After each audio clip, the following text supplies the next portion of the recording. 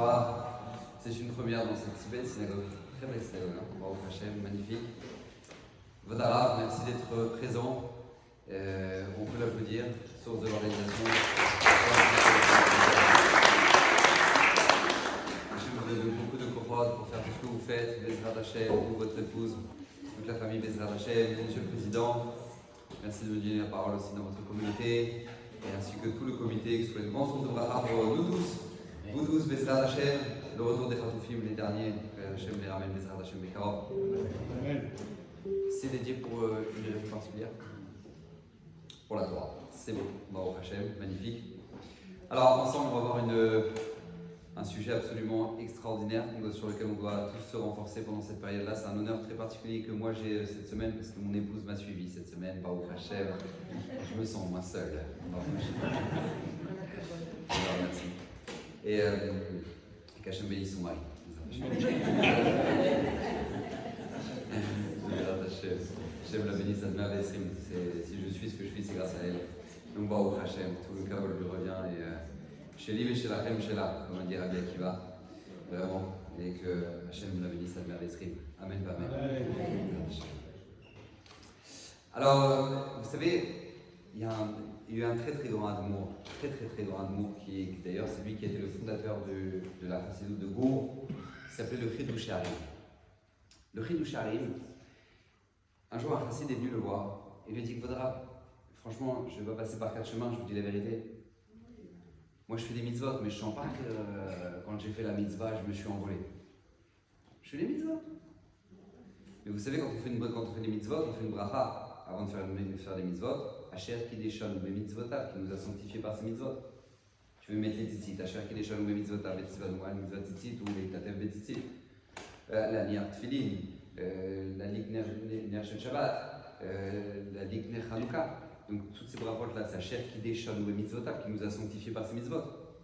Et il va voir là de Mouridi Vodarav, je vous dis la vérité, je ne sens pas que je suis plus kadosh après avoir fait la mitzvah qu'avant.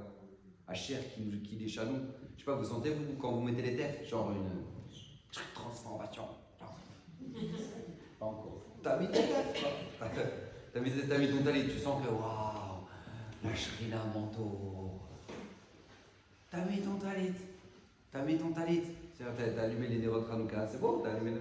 Tu sens que voilà. Je sais pas. T'as mis ta vaisselle à tremper pour la cachériser. Tu sens que. Oui, ça. Non, on n'a pas mis play. Voilà.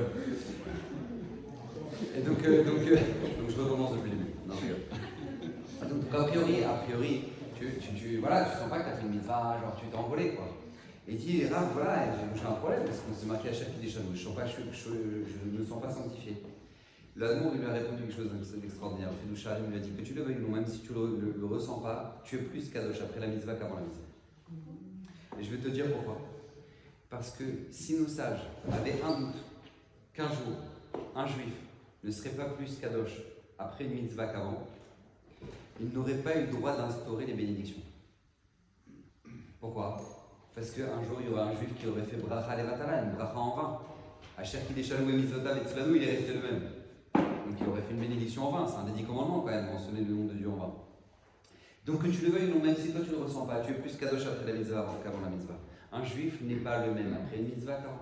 Vous venez au shiur, on ne sera pas les mêmes après ce shiur qu'avant le shiur. Pourquoi? Talmud Torah Keneged Kulam, comme ça c'est marqué dans la Mishnah. L'étude de la Torah, ça équivaut à toutes les autres mitzvot. Nous dit le Gaon de Vilna, chaque mot de Torah équivaut à 613 mitzvot. Vous imaginez un peu? On ressort milliardaire ce soir. Elle est belle l'histoire, il faut le savoir quand même. D'accord? Il faut en être conscient. Et donc du coup, ça c'est une notion qui est importante. Vous savez, il y avait un bachour comme ça. Un étudiant de la Torah qui a quitté le chemin de la Torah, Bnei Brak. Bnei Brak, vous connaissez Bnei Brak, c'est une ville de Torah et Chassidut, d'accord, ils sont tous habillés comme moi là-bas, d'accord, c'est une ville de Torah quoi. Et bon, lui, il avait quitté le chemin de la Torah, ça le gonflait, ça le saoulait, ça le gavait, ça y est, combien la Torah, la misère, et donc du coup, il était en mode révolte. Et donc du coup, il cherchait un petit boulot, il voulait gagner de l'argent. Et il voit dans les annonces Sadran. Sadran, c'est quoi? C'est celui qui arrange, c'est celui qui arrange toutes les... en fait, qui s'occupe de la gestion de la yeshiva, d'accord, de commander des trucs, faire en sorte que voilà, la gestion. Et donc il voit annonce travail Sadran. Donc il appelle le Rosh Yeshiva, il dit ouais, moi ça m'intéresse, moi je suis bon dans la gestion, ça m'intéresse. Le Rosh Yeshiva il dit pas de problème, rendez-vous dans mon bureau, il l'invite et puis à ce moment-là il prend conscience de ce qu'il a à faire. Quoi. Il a affaire à quelqu'un qui loin de la Torah, qui a tout lâché, qui veut rien savoir. Donc bon, le Rosh Yeshiva dit pas de problème, il y a là, on part pour un mois. On part pour un mois, enfin un mois de test et ça se passe super bien. Donc il continue, mois suivant, etc. etc. Et puis un jour, le Rav vient le voir, le Rosh Yeshiva, il dit dis-moi David, t'as mis tes tefilines ce matin? Et j'ai dit Kodarav, j'ai pas mis mes tefilines. Et tu veux les mettre? Non, je ne veux pas les mettre. Ok. Le Rosh Yeshiva, il force pas. Un mois plus tard, il vient me voir, il dit dis-moi David, t'as mis tes tefilines ce matin? J'ai regardé Rav, on va la faire courte. D'accord? Arrêtez de me demander si j'ai mis les tefilines, je les ai pas mises. Et je les mettrai pas. Donc arrêtez de me poser la question si je les ai mises, je les ai pas mises, je les mettrai pas. Donc arrêtez. Et je dis ok, d'accord, pas de problème, pas de problème. Après Pessah, c'est mon compte le Homer. Il arrive un matin comme ça, le Rosh Yeshiva, il dit dis-moi David, t'as compté? Il dit quoi? J'ai compté la vaisselle, qu'est-ce que je vais compter? Et il dit non, le Homer, t'as compté? Il dit non. Il dit bah répète après moi, aujourd'hui on est le 14e jour du Homer et ça fait 2 semaines. Ok, aujourd'hui on est le 14e jour du Homer et ça fait 2 semaines. Tu veux mettre tes tefilines? Ouais, pourquoi pas?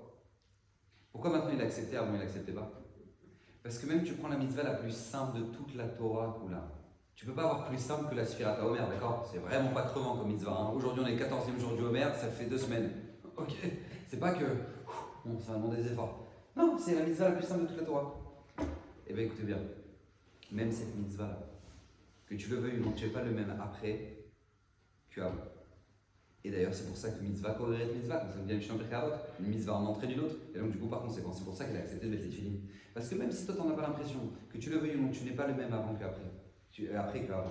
Le Rav Wolbe, il disait une phrase extraordinaire, il disait, vous vous rendez compte, on est d'une génération où à l'heure actuelle, avec 1 gramme d'un médicament, quelqu'un qui était allongé dans son lit, qui était alité, on peut le mettre debout. Avec 1 gramme d'un médicament, il était alité, on le met debout. Alors avec une mitzvah, on ne peut pas réveiller un juif. Bien sûr que oui. Et combien on doit en être conscient de ça? Mais vous savez, le Chovot HaLevavot nous dit une phrase incroyable qu'on ne doit jamais oublier de toute notre vie. On doit vivre avec cette phrase-là, tellement elle est belle. Le Chovot HaLevavot nous dit Ameat mimcha rav etzlo. Ce qui paraît petit, pour toi, c'est petit. Ameat mimcha rav etzlo, aux yeux d'Hachem, c'est énorme. Rabbeinu Bechayenu dit ça, un des Anak Ba'anakim dans les Rishonim qu'on a pu avoir. Rabbeinu Bechayenu, il dit Ameat Mincha, Rav Etzlo, Rav Shteiman, tous les matins, il mettait 6 pièces de tzedaka, 6 pièces de 10 agorot à la tzedaka. Vous connaissez les pièces de 10 agorot, là, les centimes israéliens? Tu vois? Centimes israéliens, quoi. Sur le truc de la pièce par terre, je ne sais pas si tu le ramasses.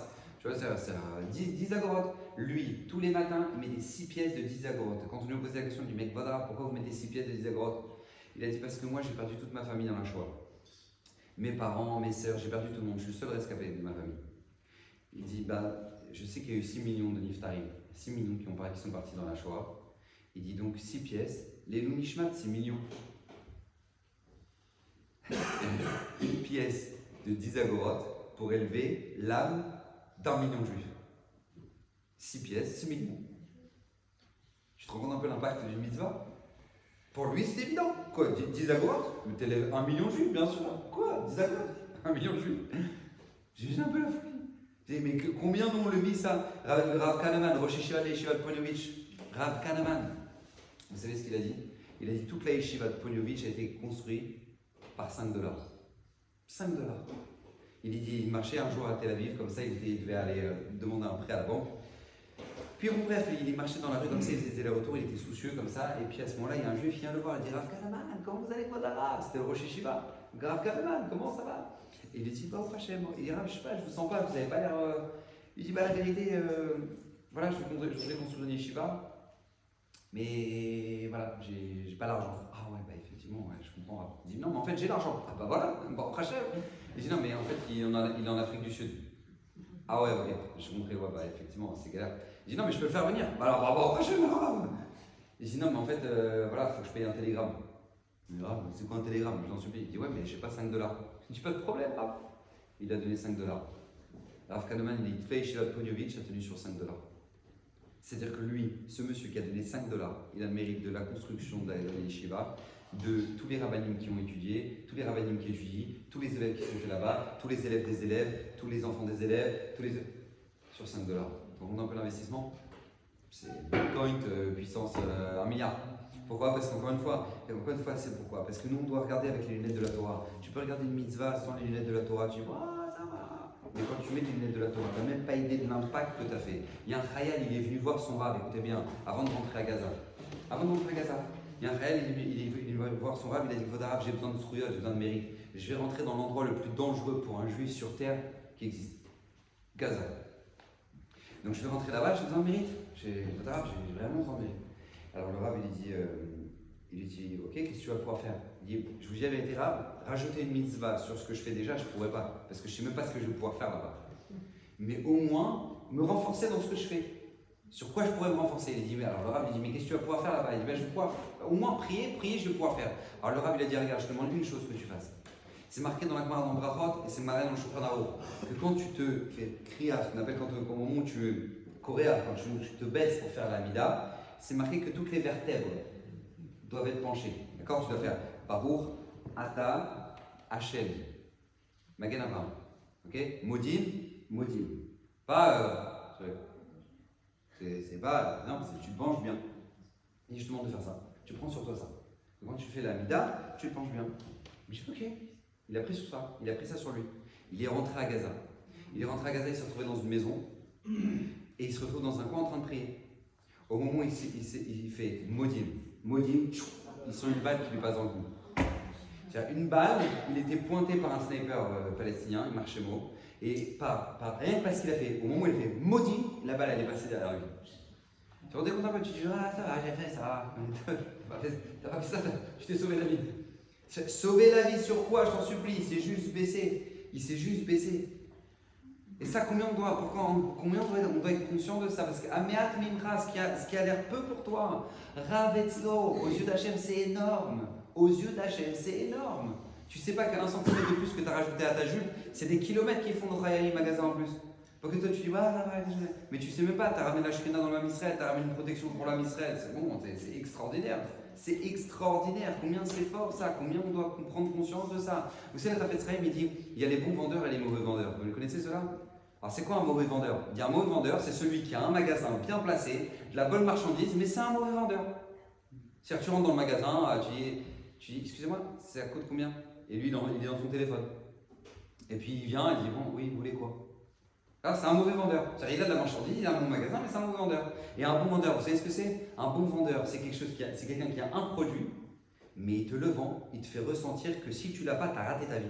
Vous connaissez cela? Moi, quand j'étais petit, j'allais au marché comme ça avec mes parents. On allait au marché, il y en avait un là-bas. Chaque semaine, il ramenait un produit, mais il te faisait ressentir que si tu l'as pas, mais tes fenêtres, elles seront sales toute ta life, quoi. Genre, t'as pas ça, c'est mort. Genre, t'as pas ça pour les légumes, mais n'invite même pas des gens, parce que tu pourras même pas faire des légumes. Il te faisait des trucs, allez, la folie, t'as vu, il faisait des pyramides de trucs et tout. Genre, moi, nous, on allait voir maman, on disait, je tirais la vie de ma mère, je dis, maman, t'es obligé. Parce que c'est un bon vendeur. Il n'a pas grand chose, parce que toi, une fois que tu l'as acheté, tu as compris que tu te galères, ça marche jamais comme le truc. Mais lui, c'est un bon vendeur. D'accord? Et dire, en fait, c'est la même chose dans les mitzvot. Dans les mitzvot, on n'a même pas idée, on doit être des bons vendeurs. Pourquoi? Parce que le salaire qui nous attend, c'est inimaginable. C'est inimaginable. Moi, une fois, je me rappelle, et on doit dire ça à nos enfants. Une fois, notre fils, Aaron, il était petit, il avait, je sais pas, 8 ans, je crois. Il revient, c'était son anniversaire. Et donc, du coup, on avait acheté un paquet de sucettes pour qu'il distribue à tous les copains de la classe. En fait, il a distribué à tous les copains de la classe, mais à la fin, il en restait une pour lui. Donc, il rentre, et bon, lui, il voulait au moins garder 2-3, quoi. Zecher l'anniversaire, quoi, je sais pas. Mais non, il est revenu, quoi, il n'avait plus rien, quoi. Alors, il me dit, ouais, papa, je pensais que j'allais, mais il me reste plus de sucettes, quoi. Il me dit, alors, j'étais triste. Alors, moi, je lui dis, regarde, mon fils, si tu veux, je te rachète un paquet juste pour toi, mais à une condition. Tu me donnes le salaire de toutes les mitzvot que tu as fait, avec toutes les sucettes que tu as données à tous tes copains. T'es d'accord ou pas? Même pas en rêve. Mais pourquoi j'ai fait ça? Pour lui faire prendre conscience. T'as pas idée, tu crois que tu as donné une sucette à un juif, tu crois que c'est tout? Mais t'as même pas idée la mitzvah que t'as fait, t'as aimé sa mère, tu sais ce que c'est aux yeux d'Akadosh Baruch Hu de réjouir le cœur d'un juif. Toi, tu dis, j'ai perdu 2-3 sucettes, mais tu n'as même pas idée ce que tu as gagné. Et combien on doit faire prendre conscience, combien tu as gagné. Je vous donne des exemples de mitzvot, mais même ne serait-ce qu'une parole, la puissance qu'un juif a à travers une seule parole. C'est-à-dire que vous savez ce que c'est que, vous savez que le destin de notre femme s'est transformé le jour où on a dit une phrase. On prend conscience de ça? Le destin d'une femme change le jour où on a dit une phrase. Voilà. Sur une phrase, cette femme-là, avant, elle était permise à tout homme, maintenant, elle est interdite à tout homme. Sur une phrase. Tu te rends compte la force d'une phrase? Une phrase, c'est pas une bracha, c'est une phrase. T'as un mouton, d'accord? Tu peux en faire un shawarma, ou tu peux en faire un korban. Ola, un korban pour le Beth Amikdash, un sacrifice pour le Beth Amikdash. Maintenant, lui, il dit 3 mots. Il dit Are Zo Ola. Voilà, ce mouton, maintenant, il est Ola. Korban Ola. Il peut en profiter, il peut en faire un shawarma maintenant? Non. S'il l'utilise à des fins personnelles, maintenant, il transgresse l'un des interdits les plus graves de toute la Torah qui s'appelle Merila. Sur quoi? Sur 3 mots, il dit Are Zo Ola. 3 mots. Il n'a pas dit 10, 15, 20 trucs, il a dit 3 mots, Arezola. Sur ces 3 mots-là, et ben maintenant le destin de ce mouton, il s'est transformé. Vous vous rendez compte un peu de quoi? Mais combien c'est fort? C'est qu'une personne a envie de faire une mitzvah qui s'appelle Tosefet Shabbat. Vous connaissez cette mitzvah-là? Combien elle est importante cette mitzvah? C'est pas une option, c'est pas une ségoula, c'est pas juste un minag. C'est une mitzvah de la Torah qui s'appelle Tosefet Shabbat. C'est faire rentrer Shabbat plus tôt et faire sortir Shabbat plus tard. Mitzvah, très importante. Il y en a, ils cherchent des ségoulottes, comme des poissons, ils mettent des clés. Mais regarde, détends-toi, fais rentrer Shabbat plus tôt, fais sortir Shabbat plus tard. C'est une ségoula, c'est marqué dans Shulchan. Mais maintenant, écoutez bien. La rabbinite Kanievski, quand on allait la voir, on lui demandait une question, comment faire pour la réfoua, pour la guérison, pour la parnassa, pour plein de conseils. Elle disait, Tosefet Shabbat. Pourquoi? Parce que Shabbat, c'est la source de toute la bracha. Shabbat, c'est Mekor à bracha. La source de toute la bracha, c'est Shabbat. Donc maintenant, tu veux que la bracha elle soit dans ta semaine, alors fais déborder. C'est comme un verre. Tu remplis, tu fais déborder sur le côté. Ben, c'est la même chose, remplis ton Shabbat à tel point que tu le fais déborder sur le dimanche et déborder sur le vendredi. Tout s'est fait Shabbat, bracha dans ta semaine. Elle est belle l'histoire, incroyable. Donc d'accord, tout s'est fait Shabbat. Eh bien écoutez bien, c'est dans cette mitzvah extraordinaire, la personne elle veut le faire rentrer chez nous Shabbat plus tôt. Elle a déjà fait Mitra, il veut faire rentrer Shabbat plus tôt, donc maintenant il est 20 minutes avant Shabbat, disons. D'accord? Et il dit, je prends sur moi la gdoucha du Shabbat. Ok? Il a dit, je prends sur moi la gdoucha du Shabbat. Maintenant, il arrive dans sa chambre, il se rend compte qu'il a oublié le plafonnier au-dessus de son lit.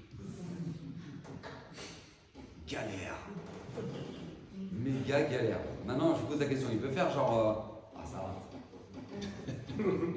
Il peut éteindre l'interrupteur maintenant? C'est mort. Pourquoi? Mais dans le calendrier, c'est pas rentré Shabbat encore. Tu regardes, c'est pas encore le horaire de Shabbat. C'est lui, il a fait rentrer.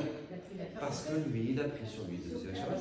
Mais il a juste dit, je prends sur moi la gdoucha de Shabbat. Il a juste dit ça. C'est Shabbat pour lui. Pour lui, c'est Shabbat. C'est-à-dire qu'avant, c'était permis. Maintenant, c'est un issour. Vous rendez compte de l'impact d'une phrase? D'une seule phrase. Il y a un khayal. Il est revenu de Gaza, malheureusement, dans un état catastrophique. Il était blessé grièvement. Il était dans le coma.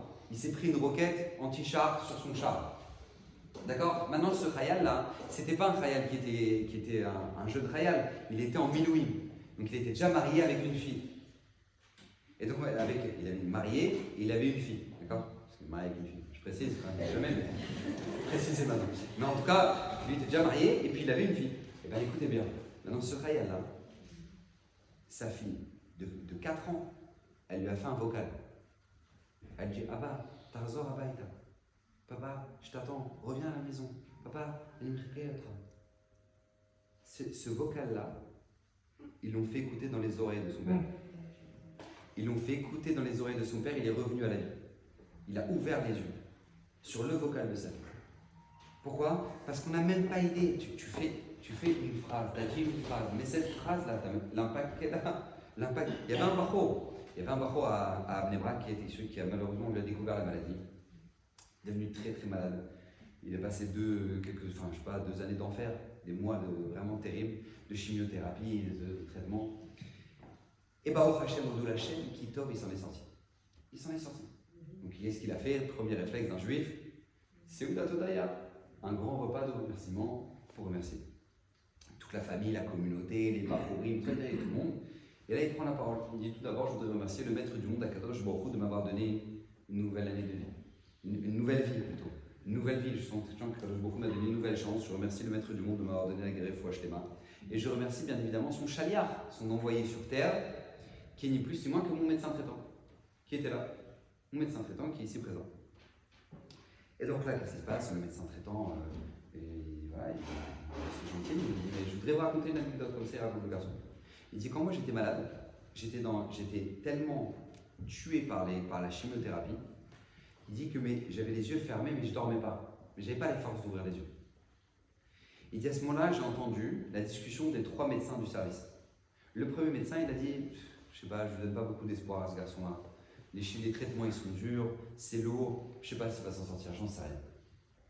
Le deuxième médecin qui dit, je ne sais pas, est-ce qu'il va s'en sortir, moi aussi, je ne crois pas. Je ne crois pas, c'est un gringalet, les chimios, ils sont très très lourds, c'est un gros traitement, je ne sais pas. Et là, le troisième médecin qui dit, mais moi j'y crois, mais c'est un bon garçon, il va y arriver, et j'ai confiance en lui, il va se battre, il va y arriver. Et là, à ce moment-là, le garçon, il dit, bah, ces paroles-là de mon médecin traitant, c'est elles qui m'ont donné la force de me battre contre la maladie pendant toutes ces années. Et je le remercie aujourd'hui. Le médecin, il se lève, il dit, je ne voudrais pas avoir des honneurs qui ne me reviennent pas, mais je voudrais juste dire quelque chose, c'est qu'on ne parlait pas de toi. On ne parlait pas de toi. On parlait du garçon qui était à côté de toi dans la chambre. Parce que sur toi, même moi, je n'ai pas d'espoir. Vous savez, j'ai le médecin. Mais je suis content que au Hachem, j'étais le chayar pour pouvoir te renforcer. Vous vous rendez compte, regardez ce que c'est qu'une phrase. Je le dis et j'ai l'habitude de le répéter. Vous ne serez jamais perdant d'avoir dit une phrase positive à quelqu'un. Jamais. Jamais. C'est une mitzvah de la Torah. Une mitzvah d'Oraïta. C'est pour ça que c'est tellement difficile de le dire. C'est pour ça que c'est tellement difficile dans le couple de complimenter. Pourquoi c'est dur? Parce que c'est une mitzvah d'Oraïta, comme mettre les tefilines et manger la matzah à Pessah et prendre le lulav à Sukkot, c'est du même niveau. Donc c'est pour ça que c'est dur. Vous n'avez pas remarqué, il y a un yetzera particulièrement chez les Français, la chariade. Vous savez, charrier tout le temps, charrier. Le mec, c'est spécialiste pour être des charrieurs professionnels. Mais pourquoi ils ont un tel yetzer? Tu sais pourquoi? Parce qu'il y a une telle mitzvah de complimenter que du coup, il y a un tel yetzera de charrier. C'est aussi simple que ça.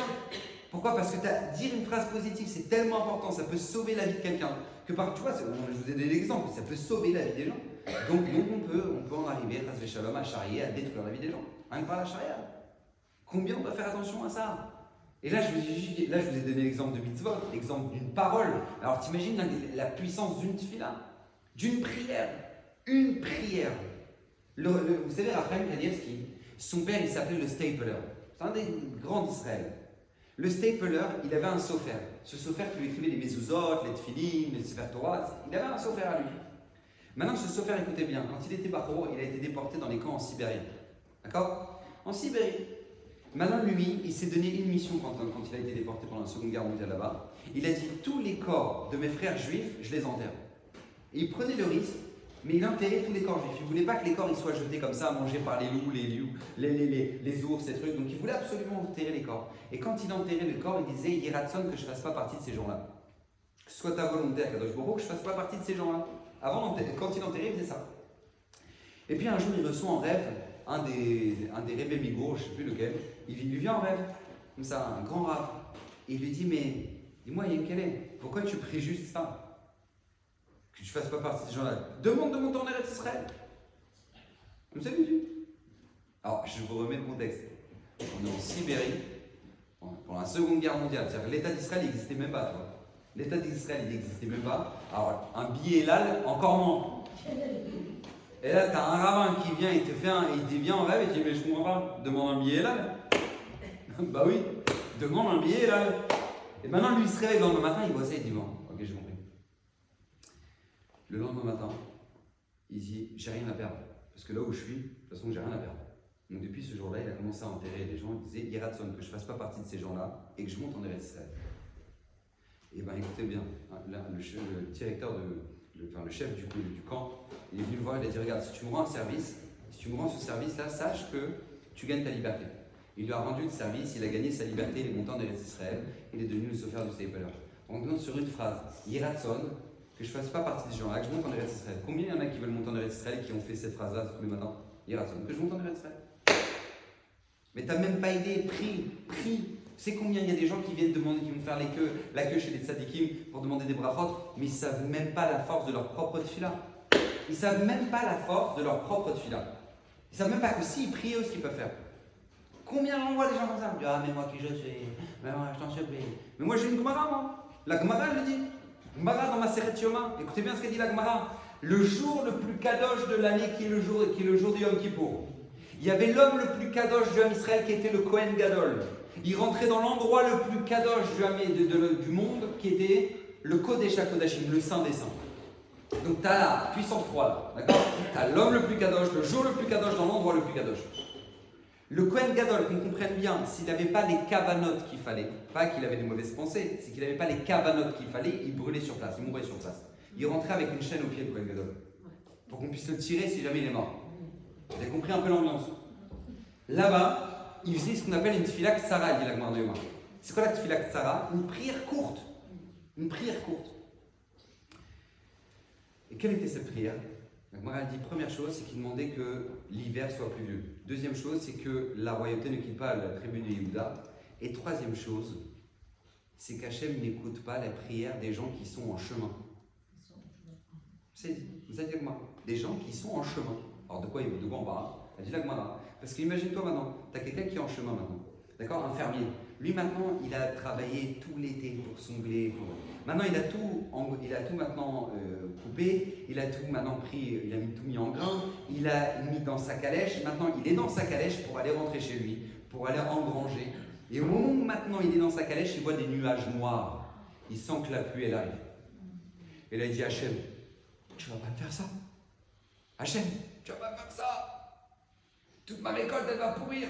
Hachem, je t'en supplie, au moins jusqu'à ce que je rentre chez moi. Je t'en supplie, Hachem, jusqu'à ce que je rentre chez moi. Hachem. Il fallait le Kohen Gadol, le jour de Yom Kippour, dans le Kodesh HaKodashim, pour dire Hachem, n'écoute pas cette prière. Parce que si tout le monde se met à prier pour pas qu'il y ait de pluie, tu as compris qu'en Eretz Israël, on n'aura jamais de pluie. Donc, pour contrecarrer cette prière-là, il fallait l'homme le plus kadosh, dans l'endroit le plus kadosh, le jour le plus kadosh. Mais de qui on parle? On parle de Baba Saleh? On parle de qui là? On parle de Rav Ovadia Yosef? On parle d'un paysan qui est en panique parce que tout simplement maintenant il y a la récolte qui va risquer de prendre de l'eau. T'imagines un peu de quoi on parle? De lui on parle. Et de lui on te demande une chose, je t'en supplie, Hachem, fais en sorte que maintenant. Et maintenant on a besoin de demander que ça fait. T'imagines? On se rend même pas compte de quoi on parle.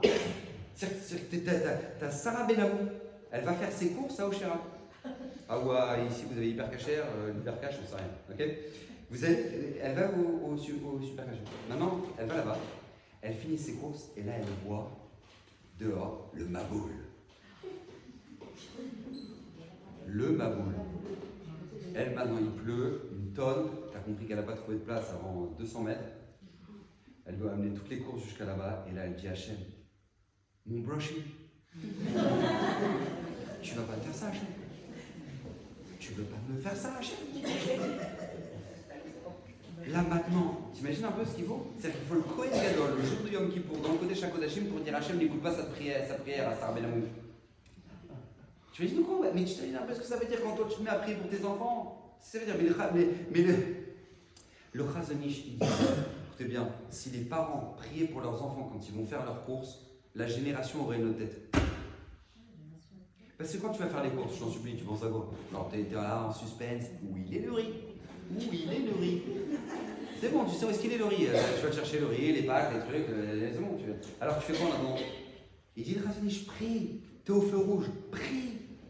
Prie, Hachem, j'en supplie, protège ma femme, qu'elle soit toujours en bonne santé. Hachem, prie pour mon mari, qu'il soit protégé des folles.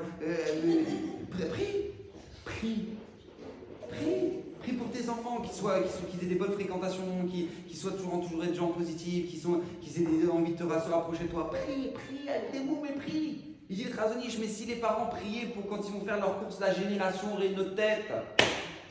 Pourquoi? Parce qu'encore une fois, combien tu es conscient de ça? Combien on vit ça? Moi, la dernière fois, j'ai donné une conférence à Montréal. Il y avait un monsieur face à moi, il se met à pleurer. En pleine conférence, je le vois, il pleure. Bon, je dis purée, j'ai dit quelque chose qu'il fallait pas. Je sais pas, j'étais un peu en. Bref, j'étais pas bien. Et donc, je continue, mais je vous vois pleurer, quoi. Et donc, à la fin de la conférence, il vient me voir. Il me dit, il faut que je vous raconte mon histoire, vous m'avez fait penser à quelque chose. Je dis, ok. Il me dit, moi, j'étais au stade terminal d'une leucémie. D'accord? À l'hôpital à Montréal. Les médecins rentrent dans ma chambre. Et ils m'annoncent une chose. Voilà, on a fait le maximum. On ne peut pas faire plus que ce qu'on a fait. En gros, proprement, il reste que la morphine. Comme ça, il lui annonce. Lui, il dit donc, vous êtes en train de me dire que vous avez tout fait. Il dit, on a fait le maximum que vous pouvez. Il dit, ok. Les médecins, ils sortent de la chambre. Et lui, il me raconte. Il me dit, j'ai commencé à avoir des larmes. Et j'ai dit à Kadosh Baruch Hu, quand Moshe Rabbeinu il est monté en haut du Har Sinaï, c'est marqué dans la Gemara dans Shabbat, Alit ala marom shavet shavit hashevi kibalta matanot. Moshe Rabbeinu il a reçu des cadeaux kibalta matanot. C'est quoi les cadeaux qu'il a reçus? Les anges ont donné des cadeaux à Moshe Rabbeinu. Et l'ange de la mort, il a donné un cadeau à Moshe Rabbeinu. Il lui a dit, sache que les encens qu'il y a au Beth Amikdash, elles m'éloignent. Donc voilà, cadeau pour les bénis de Satan, les encens m'éloignent. Il dit ok. D'ailleurs, on a pu voir à Aaron, il y a un moment où il y a une épidémie dans le camp, Moshe Aaron il va sortir avec les Torah et ça va faire partir le Malach HaMavet, il va sauver l'homme Israël grâce à ça. Ok. À ce moment-là, lui, il est dans son lit d'hôpital, il dit à Kadosh Baruch Hu, regarde, les médecins ils ont dit qu'ils ont fait le maximum, ils ne peuvent rien faire.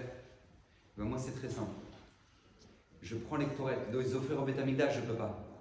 Mais à partir de maintenant, je vais prendre chaque mot des Ktoret et qu'Akadosh Baruch Hu fait en sorte que chaque mot des Ktoret tue toutes mes cellules cancéreuses. Et il a commencé à lire chaque jour les Ktoret, mot à mot, avec la Kavana. Il m'a dit, bah maintenant, je suis vivant devant vous. J'ai plus la maladie. Inexplicable. Pourquoi? La puissance d'une tfila. La puissance d'une tfila. C'est-à-dire que, vous savez, si je vous demande ce soir, il y a quelqu'un qui me demande, il me dit, est-ce qu'on peut faire le shiur Leilou Nishmat pour l'élévation de l'âme de quelqu'un? Est-ce qu'il y a quelqu'un, il y a une seule personne dans le Kaal qui va douter que maintenant ça amène du mérite à la personne dans le Gan Eden? On est tous d'accord, ça amène du mérite dans la personne dans le Gan Eden. Là où elle est là-bas, dans le Gan Eden, notre shiur, là maintenant, il amène un mérite à cette échama là-haut. Personne ne doute là-dessus. Alors tu crois que quoi? Ta tfila alors à toi, tu crois qu'elle ne peut pas aider ton enfant là qui habite dans la même maison que toi? Elle ne peut pas aider ton mari qui est dans la même maison que toi? Elle ne peut pas aider ton ami qui est malade? Mais bien sûr que oui. Mais combien on doit en prendre conscience de ça? Combien on doit vivre avec cette notion-là? Combien on doit en prendre conscience? Parce que c'est bémet. Vous savez, je vous ai donné l'exemple d'une mitzvah, je vous ai donné l'exemple d'une parole, l'exemple d'une tfila. Mais même encore, on va encore aller plus loin. Quelqu'un qui se retient de faire une avéra. Quelqu'un qui se retient, il a envie de faire une avéra, il a envie de faire un péché, il se retient de le faire. Vous savez ce que ça vaut aux yeux d'Hachem? Comme Mara dans le Maseret Kiddushin. La Gemara dans le Maseret Kiddushin dit au nom de Rabbi Akiva, tout celui qui se retient de faire une avéra, c'est comme s'il a fait une mitzvah. Il se retient de faire une avéra, c'est comme si il a fait une mitzvah. C'est-à-dire que toi, maintenant, la personne, je sais pas moi, tu as un étudiant, il a fait toute sa journée, il est KO, il a faim, il passe devant un McDo. Et là, il dit, je vais me faire un fiche. Sauce tartare. Et là, ça m'a dit, quand même. T'as des Khayalim, ils sont à Gaza, ils mangent des boîtes de conserve. Avec, pourquoi? Pour manger cachère dans l'enfer dans lequel ils sont. Moi, je suis à Paris, genre, je peux pas faire un effort de manger cachère. Eux, là-bas, ils sont en train de se battre des boîtes de conserve pour manger cachère. Moi, à Paris, je peux pas manger cachère. Genre, eux, dans les tunnels, à Gaza, les Khatoufim, ils mangeaient pas ce qui n'était pas cachère. Moi, maintenant, à Paris, genre, j'ai faim. C'est bon, je vais faire un effort quand même. Et il va pas manger. Personne ne le sait. Il va continuer sa route devant le McDo. Et bien, qu'il sache que dans le ciel, c'est comme s'il vient de faire le repas de Shabbat. Dans le ciel, c'est comme s'il vient de faire le repas de Shabbat. Pourquoi? Parce que nous dit Rabbi Akiva, tout celui qui se retient de faire une avéra, c'est comme si maintenant, il a fait une mitzvah. La Shonara, après le Chafetz Chaim, combien il en parle de ça? Raphaël Sraïm, il dit, mais quand une personne se refuse de croire à la Lachon Hara, on t'a raconté un gros Lachon Hara sur tonton Marcel, qu'il a fait un trek, et là, qu'est-ce qui se passe? Toi, tu dis, je refuse de croire. Vous savez qu'à ce moment-là, la personne fait une mitzvah tassé d'Oraïta, une mitzvah de la Torah. De ne pas croire du Lachon Hara. C'est une mitzvah de la Torah de ne pas croire du Lachon Hara. Je ne crois pas à ce qu'il vient de dire. Tu as fait une mitzvah comme mettre les tefilines, comme manger de la matzah à Pessah, comme prendre le loulav. C'est du même niveau. Et on de quoi on parle. La Torah nous donne la Gemara nous donne un exemple tellement simple. Elle nous dit qu'un shochet, il a fait la shrita de la bête, mais bon, la bête, elle n'est pas bonne.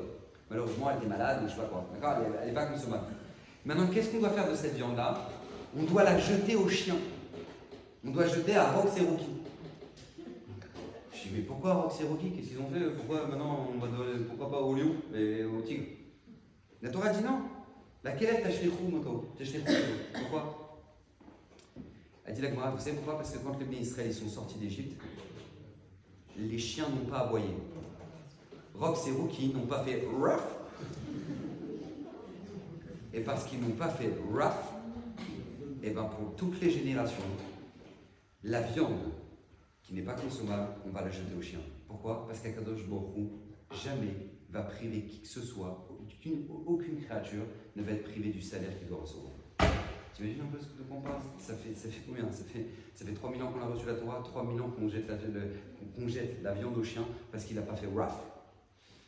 Donc t'imagines toi quand maintenant tu es au resto et que là à ce moment-là on a envie de te lâcher un gros dossier sur Tata Marcel et que là maintenant on a envie de tu vois, vous connaissez ça, la ségoula pour faire du Lachon Hara, c'est qu'il faut dire j'arrête de faire du Lachon Hara. Il suffit qu'une personne dise Bezrat Hashem, blindé l'air, je fais en sorte de faire attention au Lachon Hara, d'un coup tu as une copine qui appelle, ouais je suis pas bien, ça te dérange pas, viens on va boire un café. Qui dit café dit dossier. En général, ça tourne mal ces histoires-là. Et tu refais le monde, tu juges tout le monde. Carnage. Carnage. Maintenant, tu te retiens de faire ça. Tu te retiens, sache que tu as fait une mitzvah, ta sedoraïta. Tu voulais dire un Lachon Hara et tu ne vas pas le dire. C'est comme si maintenant tu as fait une bracha. Et c'est même plus que comme si, c'est même plus que si tu as fait une bracha. C'est même plus que ça, parce qu'une bracha, c'est midé rabanan. C'est d'ordre rabbinique. Alors que ne pas dire un Lachon Hara, c'est doraïta. C'est la Torah. Mais de quoi on parle? Pourquoi? Parce que tu t'es retenu. Il y avait un parcours, écoutez bien, c'est Rav Don Segal qui a raconté cette histoire. Incroyable cette histoire. Il y a un garçon, il marchait à Tel Aviv, c'était un Américain. Il fallait qu'il refasse son passeport pour l'ambassade américaine. Et donc du coup, il marchait dans les rues de Tel Aviv comme ça. Et puis là, il voit une affiche d'une femme qui a oublié de s'habiller. Bon, donc lui maintenant, il voit ça, tac, direct, il tourne la tête. Direct, il tourne la tête. Mais derrière lui, il y avait un Tel Aviv. Genre un juif de Tel Aviv, Krilo, il savait rien de sa vie, il connaît rien à Torah, Mitzvot. Il voit juste un barreau qui a regardé l'affiche et qui a tourné la tête direct. Écoutez bien, ce garçon-là, il s'est dit, mais d'où il a la force, lui? Comment ça existe une force plus grande que la tentation de vouloir regarder ça? Lui, il s'est renseigné, il a commencé à regarder des cours sur Internet, il a commencé à s'enfoncer, il a fait tchouva, le garçon. Ah non, il ne connaît même pas le barreau, hein. Il ne connaît même pas le barreau. Il a commencé à faire tchouva, rien que pour ça. Il a commencé à regarder des cours, il est parti à la yeshiva.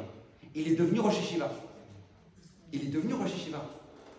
Maintenant, il dit Rav Don Segal, je sais pas si vous avez vu, ce parcours-là, Bachor Yeshiva, là, qui est parti faire son passeport, il va arriver après 120 ans là-haut.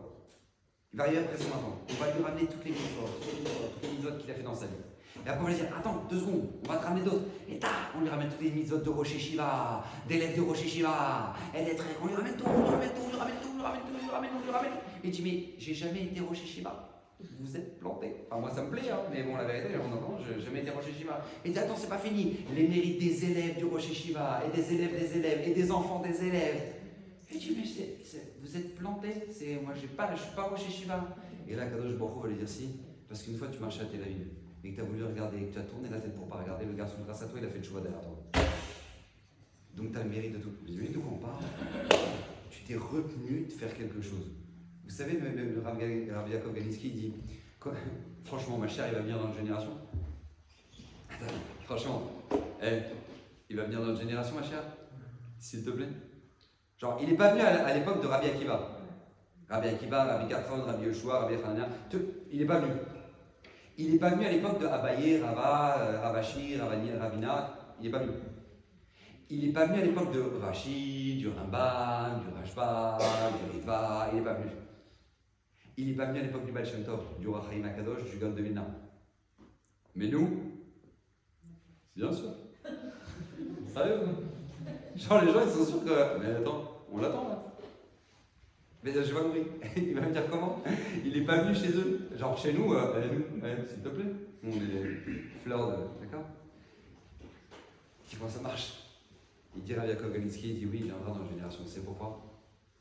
Parce qu'un garçon qui est dans sa chambre le soir et qui est face à son téléphone et qui peut regarder toutes les bêtises du monde et qui se dit je vais pas le faire. Ça, personne au monde dans l'histoire de l'humanité n'a eu cette épreuve-là. Et quand un garçon il arrive à surpasser ça, le Mashiach il peut venir rien que pour ça. Rien que par ce mec. Parce que jamais aucun être humain n'a eu autant de tentations dans ses mains. Et rien que par rapport à lui, le Mashiach peut venir. Et ça, il faut en être conscient de ça. Tu te retiens de faire quelque chose, tu n'as même pas idée l'impact que ça a. Le rédacteur en chef du Detroit Free Press, qui est le journal le plus lu dans la région de Détroit, aux États-Unis, d'accord? Le rédacteur en chef, écoutez bien, il a dit quand la guerre a commencé en Israël, le 7 octobre, il a dit, écoutez bien, je donne la ligne de conduite de tous les journalistes du journal. Rien de négatif sera marqué sur Israël durant tout le conflit. Je vous annonce, si vous me ramenez un article qui est péjoratif, il ne sera pas publié. Vous m'oubliez. Maintenant, lui, c'est un goy. C'est un goy. Alors, on lui a dit, what? Genre, pourquoi? Genre, c'est quoi le pourquoi? Écoutez bien ce qu'il a dit. Il a dit, moi, ma mère, c'est une immigrée irlandaise. Immigrée irlandaise, ça veut dire quoi? C'est-à-dire que quand elle est arrivée aux États-Unis, elle travaillait en tant que bonne. Où ça? Dans une villa dans le New Jersey. Vous savez, dans le New Jersey, il y a des Baruch Hashem, très très grosses communautés juives et des grosses maisons énormes de gens très religieux, Baruch Hashem. Et lui, le monsieur en question, là, qui avait une maison, une propriété là-bas, lui, c'était le président d'une communauté. D'accord? Une très grosse communauté là-bas. C'était le président, tous des froums religieux comme moi, d'accord? Mais ils sont businessmen, etc. Et elle est devenue bonne chez eux. Donc elle habitait là-bas chez eux au sous-sol, et elle s'occupait de la maison, elle gérait la maison, les hectares, les trucs. Bon. Et elle venait d'arriver. Et là, à ce moment-là, le père de famille, il va la voir et lui dit, regarde, en fait, on va tous partir là pour Hanouka. On a une fête qui s'appelle Hanouka, on va tous partir en Israël. Je vous laisse la maison, vous gérez. Et il lui donne $500. $500. Maintenant, elle, de sa vie, elle n'a jamais reçu $500. Ses mains, $500.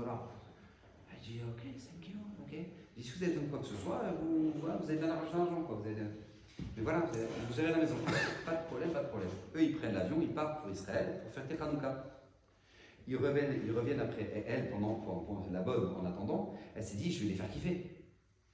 Ils m'ont donné $500, j'ai pas besoin de $500, moi je vais leur faire plaisir. Donc qu'est-ce qu'elle décide de faire? D'acheter toute la déco pour Noël. Vous avez déjà vu la déco de Noël à l'américaine? C'est une dinguerie le truc. C'est-à-dire que t'as la maison, elle clignote, t'as montré que le sapin il est là, il clignote, t'as le Père Noël, t'as un délire. Elle a $500, Billy Ainara là-bas, t'as compris. Donc maintenant, elle fait la maison qui clignote. Maintenant, t'imagines un peu l'Archouma. Lui, il est président, t'as toute la communauté qui passe devant la maison tous les Shabbats. T'as la maison qui clignote, personne ne comprend, la famille elle n'est pas là,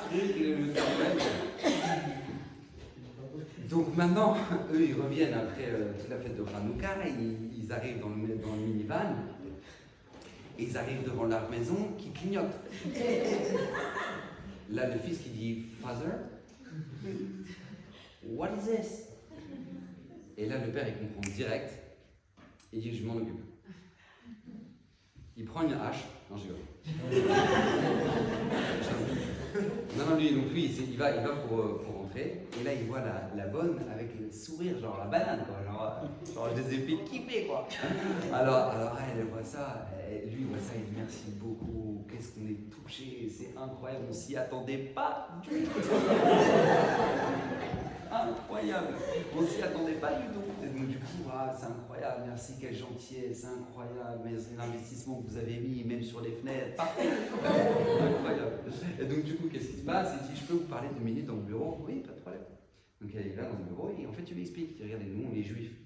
Nous, on a fêté en fait Hanouka. On ne fête pas Noël. No, out. Ok? Non, on ne fait pas Noël.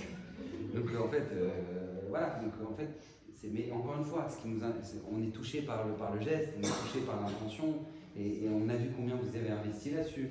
Donc merci beaucoup. On est très juste. Ça ne vous dérange pas, on va juste enlever la déco. Mais voilà. Elle dit, ah pardon, sorry, je ne savais pas du tout, je ne savais pas. Il n'y a aucun problème. On est très touché. Et les mois passent. Les années passent, et plus elle vit chez eux, plus elle comprend qu'en fait ce qu'elle a fait c'était complètement décalé quoi. Genre quand elle arrive à la fête de Pessah et qu'on cherche des miettes, elle a compris qu'on a affaire à une autre planète. Elle a compris que les Juifs c'est un...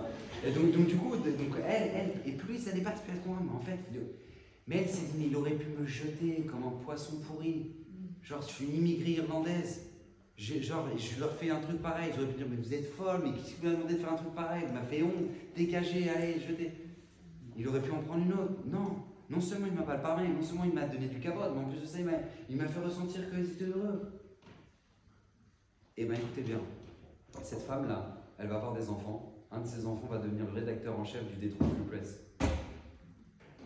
Et lui va dire, celui qui marque quelque chose de négatif sur les Juifs pendant tout ce conflit, il ne sera pas marqué dans mon journal. Pourquoi? Parce que je sais ce que les Juifs sont capables de faire. Rendez-vous un peu, regardez ce que c'est qu'un Juif qui s'est retenu de péter un câble. Il aurait pu s'énerver, il aurait pu tout voir envoyer jeter. Il s'est retenu de le faire. Regardez l'impact que ça a. Regardez la répercussion que ça a. Mais combien c'est important ça. Vous savez, le Raphaël Vital, il nous a donné un cadeau mon Dieu Harizal. Le Raphaël Vital, le Harizal, est venu le voir, il lui a dit, sache une chose, dans notre génération, maintenant je vous parle à Tzfat, il y a 500 ans. Tzfat, il y a 500 ans, d'accord, la ville des Mekoubalim, Kodesh Kodashim, le Harizal, il dit à son Talmid, à son élève, le Raphaël Vital, il lui dit, écoute bien ce que je vais te dire, des petites mitzvot de notre génération valent des grandes mitzvot de l'époque des Tanaïm. Comme ça c'est marqué dans Shara Kavanot, le Harizal et le Raphaël Vital, il marque ça au nom du Harizal. Des petites mitzvot dans notre génération valent des grandes mitzvot de l'époque des Tanaïm. Ça veut dire que tu viens à un shiur Torah, ça vaut le Talmud de Rabbi Akiva, que tout, il a fini tout le Talmud. Rav Gobert, vous avez poussé quand même. C'est pas moi qui le dis, c'est le Harizal. Des petites mitzvot de nos générations. Il a parlé de ça il y a 500 ans à Tzfat, la ville des Mekoubalim. Donc t'imagines dans notre génération de Instagram. Qu'est-ce qu'il dirait le Harizal?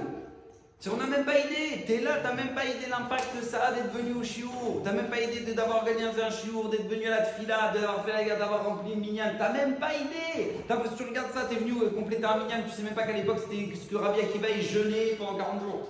Tu sais pas. Pourquoi? Parce que maintenant la tentation elle est tellement énorme, comme ça il a dit le Harizal. Parce que Raphaël Vital il dit, mais comment tu peux dire, comment mon maître, vous pouvez dire ça? Il a dit parce que ce qui donne le salaire, le mérite d'une mitzvah, c'est pas juste l'action qui est faite. C'est le contexte dans lequel il est fait. Et maintenant, dans la génération, l'épreuve, elle est tellement grande, la tentation, elle est tellement énorme, que bien sûr, ça vaut ça. Parce que vous regardez maintenant, tout est fait pour nous empêcher d'avancer. La dernière fois, j'étais dans l'avion, à côté d'un monsieur.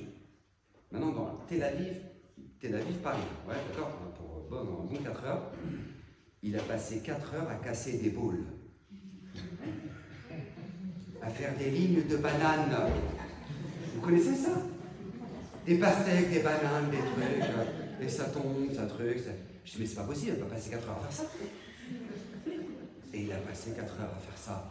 Des lignes de boules et de bananes. Et moi je me suis dit, mais j'ai pas compris à lui, son shalom bayit, il est parfait, genre. Il a rien à apprendre sur le shalom bayit. Genre l'éducation de ses enfants, ça roule. Rien à refaire, Il connaît tout. La première halakha du Shulchan Aruch, il la connaît par cœur. Première halakha, pas la deuxième. La première halakha du Shulchan Aruch, pas la deuxième, pas la troisième, pas la quatrième, la première. J'ai dit, comment c'est possible? Mais en fait, en réalité, vous regardez, le Yetzirah, il est tellement fort, pour nous faire perdre notre temps dans chaque génération, qu'un garçon qui est capable, qu'au lieu de casser des boules, il va écouter un shiur Torah. Son shiur Torah à lui, ça vaut le Talmud que faisait Rabbi Akiva. Pourquoi? Parce que la tentation, elle est énorme, avec toutes les notifications, et les trucs, et les informations, et sans arrêt, et sans truc. Mais tu n'as même pas idée que, vous savez, c'est pas pour rien qu'Hachem nous a ramené dans une génération qu'avec un clic, on peut transférer des milliards. Avec un clic. Tu fais un clic sur ton téléphone, tu peux transférer des milliards. Je me dis, c'est quand même incroyable. Qui dans l'histoire de l'humanité pouvait faire ça? Avant, on pouvait faire ça? Avec un clic? Ça n'existait pas ça. Tu pouvais transférer de l'argent, tu transférais des coffres, des trucs, tu pouvais pas. Là, avec un clic, tu transfères des milliards. Avec un seul clic. Avec une vidéo d'1 minute, tu peux sauver la vie de quelqu'un. Avec une vidéo d'1 minute, tu peux sauver la vie de quelqu'un. Une fois, il y en a un qui m'a dit, Mira, vous savez que moi j'étais au bord du suicide, on m'a partagé votre vidéo. Comme ça, on m'a dit. Mais la personne qui a partagé cette vidéo, vous avez le salaire qu'elle a d'avoir sauvé la vie de quelqu'un? On n'a même pas idée. Moi, je le dis aux gens, qu'est-ce que ça te coûte? Partage. La vidéo, elle t'a parlé, partage. Partage, parce que cette vidéo, elle peut sauver la vie de quelqu'un. Tu sais même pas. Et c'est tellement simple. Tu vas dire, bah ouais, ça va sauver la vie de quelqu'un. Mais oui, parce qu'on n'y croit pas, nous. Mais tellement l'impact, il est énorme. Tellement, là, vous savez combien de fois je me suis retrouvé face à mon téléphone en train de me dire, mais franchement, ce que je viens de dire là, ça va. Genre, qu'est-ce que j'ai appris à quelqu'un là? En quoi j'ai appris quelque chose à quelqu'un? Mais vous savez combien de fois ça m'est arrivé? J'étais en train de faire comme ça. Je finis la vidéo, je fais. Ok. Je vois vraiment pas ce que j'ai dit d'incroyable. On va rattacher, on verra. Et là, je me retrouve à Madrid. Un étudiant qui vient me voir et dit, ah, vous savez la vidéo où vous avez parlé de ça? Elle m'a fait beaucoup réfléchir. Et vous savez, c'est pas une fois que ça m'est arrivé, pas 2 fois, pas 3 fois, pas 4 fois, des dizaines de fois que ça m'est arrivé. Où exactement sur la vidéo où j'ai pensé que ça allait servir à rien, Akadosh Baruch Hu, il m'a ramené la personne qui m'a dit, vous savez cette vidéo vous avez fait? Parce qu'Akadosh Baruch Hu, il nous montre. Akadosh Baruch Hu, je ne veux pas en tirer de ça un mérite, je ne sais pas ce que je veux vous dire, mais on est tous capables de pouvoir le faire à notre niveau, ça. Partager une vidéo, tu peux le faire. Moi, les gens ils viennent me dire, ouais, Mera, moi j'ai des gens dans ma famille, ils sont perchés, ils sont là avec des goyim, des goyotes, des trucs, ils sont trop loin. Je leur dis, mais qu'est-ce que ça te coûte? Partage une vidéo. T'as une vidéo qui t'a parlé, qui t'a sensibilisé, fais-le. Tu ne sais pas ce que ça pourra faire dans son cœur. Il est face à son téléphone maintenant. Il n'y a pas quelqu'un qui est en train de lui donner une leçon. Il est face à lui, il a cliqué maintenant, il a vu la vidéo. Tu ne sais pas ce que ça peut faire. Tu n'as même pas idée de ce que ça peut faire. Mais combien c'est important ça? Parce que c'est une règle. Ameat mimra, ce que pour toi c'est rien. Nous dit Rabbeinu Bechaye, Ravetzlo, aux yeux d'Hachem c'est énorme. C'est énorme. N'oubliez jamais ce que je vais vous dire là ce soir. N'oubliez jamais. Ce que tout le monde fait, ça veut dire que toi tu peux le faire. Et ce que personne ne fait, ça veut dire que c'est à toi de le faire. Retenez ça. Vous allez voir que le Satan il va faire quoi? L'inverse. L'inverse. Il est tellement fort, il va te dire, ce que tout le monde fait, bah, si tout le monde le fait, t'as pas besoin de le faire, tout le monde le fait. Et ce que personne ne fait, bah, si personne ne le fait, genre toi tu vas le faire, bah, ça c'est la spécialité du Satan. C'est-à-dire que nous normalement, ce que tout le monde fait, tu dois être censé le faire, parce que tout le monde le fait. Et ce que personne ne fait, Hachem il compte sur toi pour le faire. Et bien le Satan va dire, bah ça, on dirait, tout le monde le fait, allez, on a besoin de toi. Et si personne ne le fait, bah, toi tu vas le faire, genre toi tu vas le faire. C'est ça qui veut le Satan. Le Satan il veut exactement ça. Mais le problème, c'est que nous, on se trompe parce qu'on ne sait même pas combien c'est important que toi, tu le fasses aux yeux d'Hachem. Que toi, tu le fasses. Une histoire tellement incroyable qui s'est passée à Tzfat il y a 500 ans à l'époque du Harizal. Une histoire incroyable. Il y avait un juif qui était un bon juif, un juif simplé. Il venait au shiur d'un des rabbs de Tzfat tous les Shabbats sur la paracha.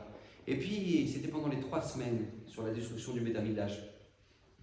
Et là, le Rav, il explique ce qu'on a perdu de la destruction du Beth Amikdash, on a perdu la menorah, les ktoret, la table avec les 12 pains, d'accord, les uns sur les autres, pour chaque tribu, qu'il y avait une fois par semaine on changeait, que les kohanim changeaient. Bref, ils expliquent tout ce qu'on a perdu dans le Beth Amikdash, une description du Beth Amikdash. Et là, il y avait un juif simplet qui était là dans l'assemblée et écoutait.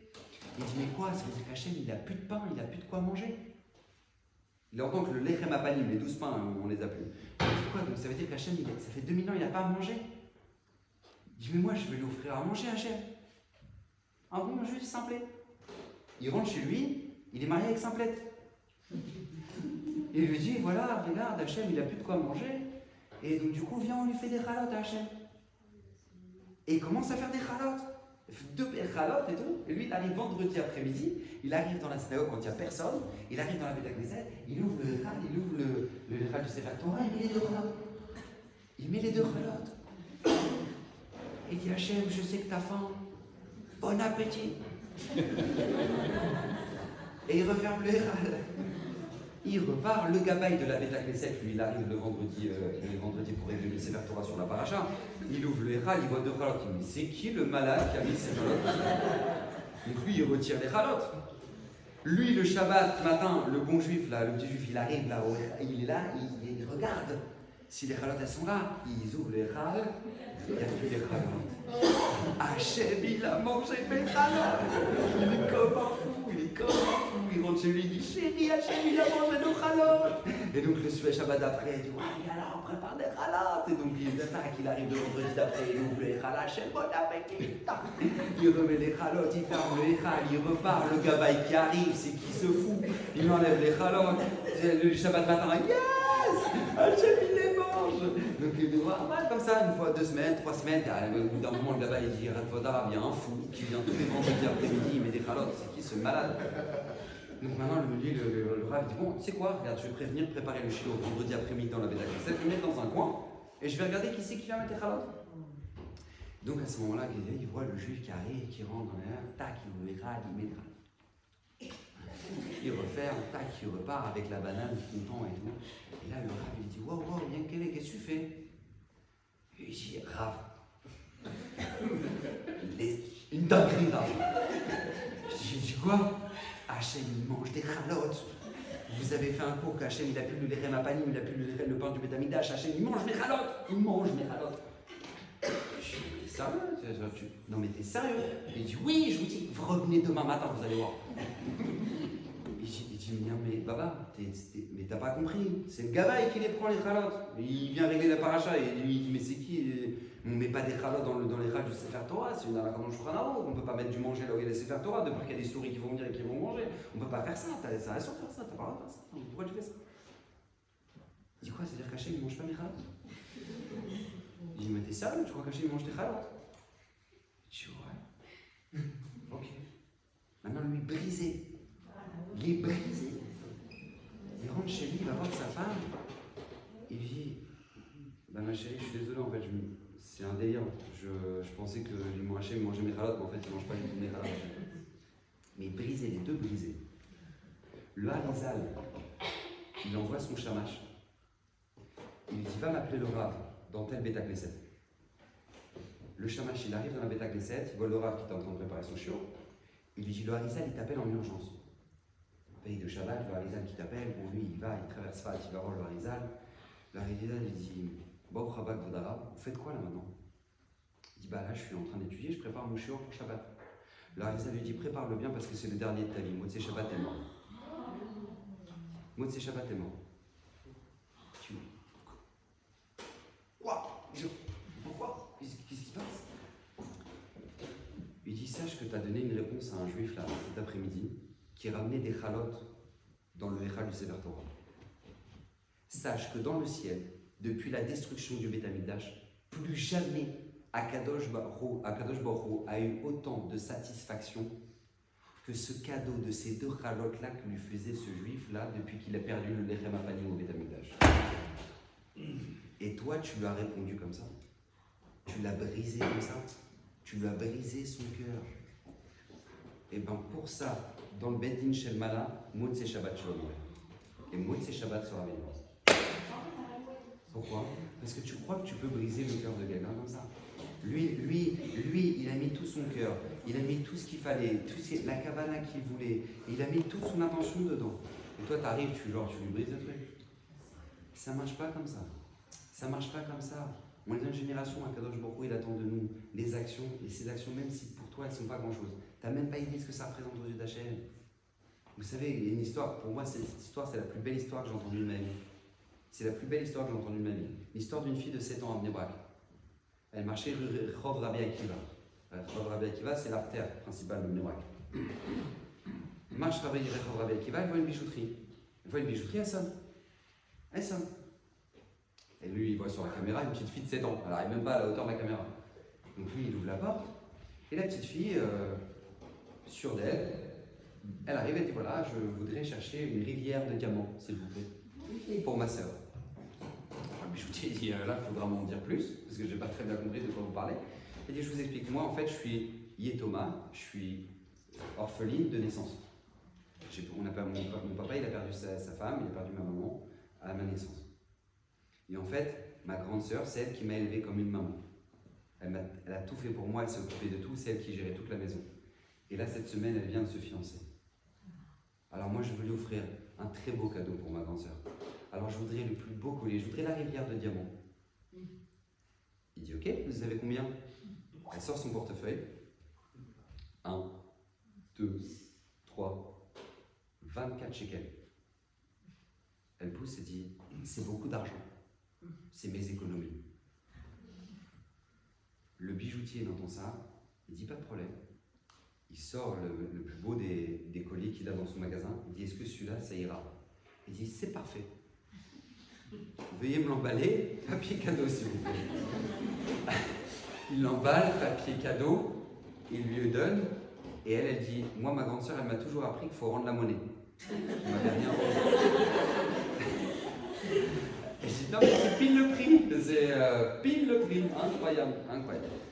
Donc il dit, par contre je te demande une seule chose, quand tu retournes, tu passes pas par la Guina, tu t'arrêtes pas au parc, tu rentres direct chez toi, parce que c'est beaucoup d'argent. Ok, tu rentres. Merci beaucoup, elle repart. Donc, le lendemain, il y a la grande sœur qui arrive avec le cadeau. Elle va voir le bijoutier et dit, écoutez-moi, peut-être qu'il y a sûrement un malentendu. En fait, je vous explique, ma sœur, elle est venue, elle m'a offert ce cadeau-là, je ne sais pas d'où ça vient. Ça vient d'autres magasins, mais en fait, je ne sais pas comment elle l'a trouvé, peut-être quelqu'un qui l'a perdu, et donc elle l'a pris, elle a voulu me l'offrir. Peut-être vous savez qui est celui qui a acheté, parce que c'est quand même un gros bijou. Peut-être vous pouvez contacter l'acheteur, parce que... Elle dit, non, c'est votre sœur qui l'a acheté. Non, mais vous n'avez pas compris, moi je gère son argent de poche. Je sais qu'elle n'a pas cet argent-là. Elle dit, si, elle l'a acheté, elle l'a acheté. Elle dit, mais c'est pas possible qu'elle l'ait acheté. Vous pouvez pas me dire qu'elle l'a acheté. Elle dit, si, elle l'a acheté avec son cœur. Elle a acheté ce bijou avec son cœur. Mais c'est ça qu'Hachem dit. C'est ça, nous on est cet enfant de 7 ans, nous. Dans notre génération, la génération dans laquelle on est cet enfant de 7 ans. Ce que tu peux faire, c'est quoi? C'est de venir au minyan, viens au minyan. Ce que tu peux faire, c'est venir au shiur, alors viens au shiur. Ce que tu peux faire, c'est quoi? Faire attention à ta cache-route, garde ta cache-route. Mais fais ça avec ton cœur. Fais ça avec ton cœur, investis-toi là-dedans, mets des forces là-dedans, fais ce que tu peux faire là-dedans. Parce que c'est ce qu'Akadosh Baruch Hu il attend de nous. Hachem, il attend de nous ça. On n'a même pas idée combien l'impact il est énorme.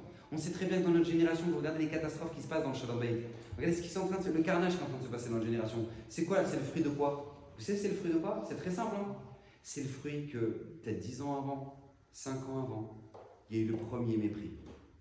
Il y a eu la première insulte. Il y a eu le premier abaissement devant les beaux-parents. Ça a commencé comme ça. Et après, ça fait quoi? Une autre insulte, une autre embrouille, et encore, et encore, et encore, et encore, jusqu'au divorce 10 ans plus tard. Regardez de quoi c'est parti. C'est parti de rien. C'est parti d'une insulte, d'un malentendu, d'une chose qui a été dite qui n'était pas à sa place. Et le Satan, il se donne 10 ans pour détruire ce couple. Mais combien on le voit ça? Combien on le voit? On sait, moi j'ai pris l'avion tout à l'heure, tu prends l'avion Tel Aviv-Paris, Tel Aviv-Paris. Quand il décolle l'avion, s'il décale d'1 degré à droite, 1 degré, pas de 2, pas de 3, pas de 4, 1 degré à droite, il n'arrivera pas à Paris. Il arrivera à Londres. Parce que sur la distance, il n'arrivera pas à Paris, il arrivera à Londres. Mais si ça c'est vrai dans le mal, alors à plus forte raison que c'est vrai dans le bien. Et ça c'est tout Hanouka. Tout Hanouka, c'est ce qu'on te demande. Allume une bougie aujourd'hui. Allume une bougie. T'as l'impression que tu as fait des grandes choses, t'as allumé une bougie. Waouh, j'avais mis une bougie. Mais t'as même pas idée que cette bougie, qui n'a pas cette sensation là quand il a fini les 8 jours de Hanouka, il est devant sa Hanouka et il dit purée, c'est déjà fini Hanouka. Et que t'as toute la Hanouka qui est allumée. Tu es là devant toute ta Hanouka, tu dis purée, c'est déjà fini Hanouka. Qui ne ressent pas ça? Tout le monde le ressent ça. Mais qu'est-ce qu'elle vient t'apprendre cette mitzvah? Que tu as fait une mitzvah aujourd'hui. Tu en as fait une autre demain. Tu en as fait une autre après-demain. Mais fais-les. Parce que tu n'as même pas idée combien ça finira par éclairer ta maison. Combien ça finira par éclairer ton foyer. Combien ça finira par éclairer avant toute ta vie. Un compliment que tu as fait aujourd'hui à ton conjoint. Un encouragement que tu as fait à ton conjoint. Une parole de Emouna que tu as dit dans ta maison. Tu as l'impression que tu as dit juste une parole de Emouna. Mais regardez ce que les Ratoufim ils ont raconté quand ils sont sortis. Regardez ce que les otages ont raconté quand ils sont sortis de Gaza. Il y en a un qui était face à la mort. Ils lui ont mis la mitraillette sur la tête. Ils lui ont dit voilà, il est où ton Dieu? Ils lui ont mis la mitraillette, la Kalachnikov sur la tête. Ils lui ont dit il est où ton Dieu là maintenant? Et il s'est dit qu'est-ce que ma mère elle me dirait à ce moment-là? Qu'est-ce que ma mère elle me dirait à ce moment-là? Et à ce moment-là il s'est dit ma mère elle me dirait que Hachem il me met à l'épreuve. Et c'est ce rappel-là de sa mère qui lui a dit Hachem, il te met à l'épreuve, cette phrase-là de Emouna qui lui a donné l'espoir et maintenant il est libre. Il est revenu en Eretz Israël, lui. Il a raconté ça au stade Teddy devant de 80 000 personnes. Pourquoi? Parce qu'encore une fois, tu sais même pas que la petite phrase que toi t'as dit dans ta maison, la phrase de Emouna, l'encouragement, le petit bisou que t'as donné à ton enfant, le colacavote que t'as dit à ta femme, l'encouragement, tu sais même pas que ça c'est ta bougie aujourd'hui, mais tu rajoutes avec demain, tu rajoutes... Mais c'est bon, ta maison elle va être éclairée. Et c'est ça qu'on veut, on veut que la Hanouka soit à l'entrée de ta maison, parce qu'on veut que ce soit l'esprit qu'il y a dans ta maison. On veut que ce soit l'esprit qu'il y a dans ta maison. N'oubliez jamais ça. La serrure, la porte, elle est plus petite que la maison. La porte est plus petite que la maison. Et la serrure, elle est plus petite que la porte. Et la clé, elle est plus petite que la serrure. Mais sans la clé, tu n'ouvres pas la maison. Sans la clé, tu n'ouvres pas la maison. C'est la même chose, tu n'as même pas idée que combien il a un impact d'une mitzvah que tu as pu faire, une action que tu as pu faire. Pour toi, c'est dur les tefilines, renforce-toi dans tes tefilines, tu mets tes tefilines. Pour toi, c'est dur Birkat Amazon, tu te renforces dans Birkat Amazon. Pour toi, c'est dur dans la tignout, tu te renforces dans la tignout. Et tu as fait une bougie, tu te renforcer dans une chose. Une chose. Moi, je peux témoigner, on a ici, au Hachem Alexis, qui est prof de maths, et tu me permets de raconter ça. Il m'a dit, mais j'ai commencé à faire Shabbat comment? J'ai commencé à arrêter de commencer à corriger mes copies de mes élèves le Shabbat. J'ai arrêté de commencer à corriger les copies de mes élèves Shabbat. Comme ça que j'ai commencé. C'était mon Shabbat, à mon niveau. Après, j'ai arrêté d'utiliser mon téléphone. Après, et maintenant, Baruch Hashem, je mets Shabbat et pour rien, maintenant, tu l'enlèverais ce Shabbat. Et que Baruch Hashem l'étudie tous les jours. Baruch Hashem! Sur quoi? Sur une bougie que tu as mis dans ta maison. Sur une bougie, tu as mis une bougie, encore une bougie. À la fin, Baruch Hashem, tu as changé ta vie. Tu as changé ta vie, c'est ça Hanouka, c'est ça la lumière que tu ramènes dans ta maison et c'est ça que Kadosh Baruch Hu, il attend de nous. Ameat Mimra, il dira Rabbeinu Bechaïes, qui paraît rien pour toi, tu as allumé une bougie. Rav Etzlo, parce qu'Akadosh Baruch Hu, il voit loin, il sait combien, si cette lumière elle a su enlever l'obscurité que les Yavanim, que les Grecs, ils ont voulu nous ramener dans l'homme Israël. Alors tu crois que ça ne peut pas ramener l'obscurité qu'on a dans nos vies? Bien sûr que oui. Bien sûr que oui, c'est à nous d'y croire, c'est à nous de le faire, Bezrat Hashem, qu'on puisse tous se renforcer un peu plus chaque jour, et Bezrat Hashem, éclairer nos maisons, Bezrat Hashem. Amen, amen, je bénisse de tous les parcours que vous avez.